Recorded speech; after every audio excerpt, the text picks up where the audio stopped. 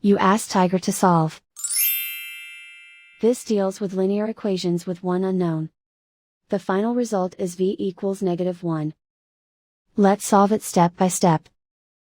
Group all constants on the right side of the equation. Subtract 10 from both sides. Group like terms.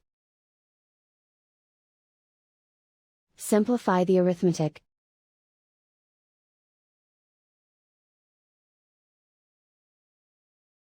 Isolate the v.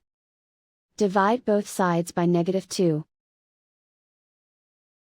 Cancel out the negatives. Simplify the fraction. Move the negative sign from the denominator to the numerator. Simplify the fraction. And so the final result is v equals -1.